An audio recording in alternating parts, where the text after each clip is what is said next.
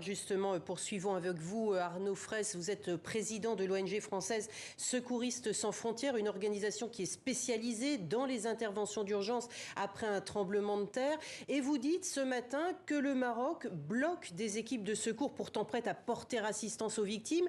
De feu vert royal, il n'y en a donc pas eu pour l'instant ? Alors, quand je dis que ça bloque d'un point de vue stratégique et d'un point de vue logistique. Il est clair que le Maroc aujourd'hui est en train en ce moment de faire encore des évaluations de ses besoins. Sur la coordination ONU sur laquelle nous nous référons, nous, Secouristes sans frontières, c'est 100 équipes de secours mondialement qui se sont proposées. Donc c'est clair que si ces 100 équipes arrivent demain matin à Marrakech, ça va être très compliqué à gérer. Donc aujourd'hui, nous attendons, nous, effectivement, le feu vert des Marocains qui va peut-être arriver suite justement aux estimations et aux évaluations qu'ils auront faites.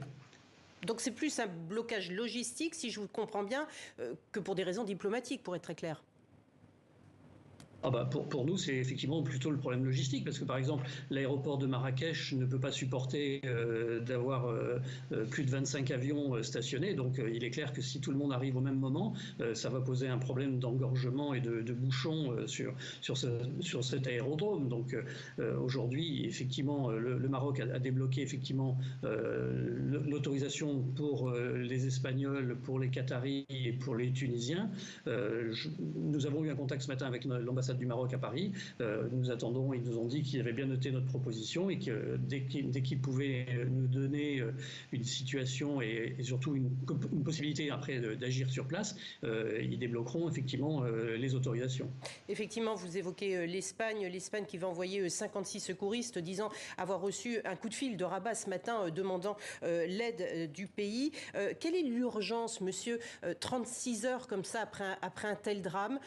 C'est toujours un peu la même question lors de drames pareils, mais là, le Maroc a besoin de quoi ?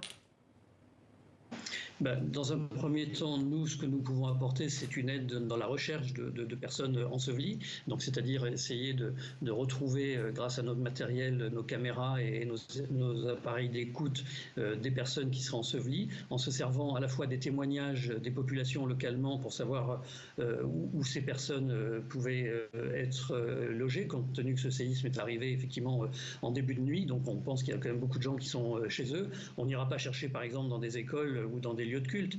Mais on aura besoin d'avoir en fait tous ces témoignages pour ensuite aller identifier si les personnes sont encore en vie. Donc on peut passer, certaines équipes vont venir avec des chiens. Nous n'avons pas de chiens. Nous travaillons uniquement avec du matériel d'écoute et des caméras. Et on pourra effectivement certainement encore détecter des gens en vie.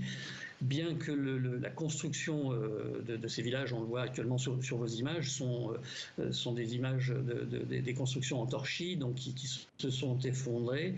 Il y a moins de poches de survie que par exemple dans un tremblement de terre comme en Turquie au mois de février, où là il y avait des plaques de béton qui permettaient d'avoir des zones de survie et des zones où les gens pouvaient respirer. Là, on est dans la poussière, Merci beaucoup, monsieur Fraisse. Merci beaucoup, en tout cas, d'avoir été avec nous et bon courage à vos équipes lorsqu'elles partiront.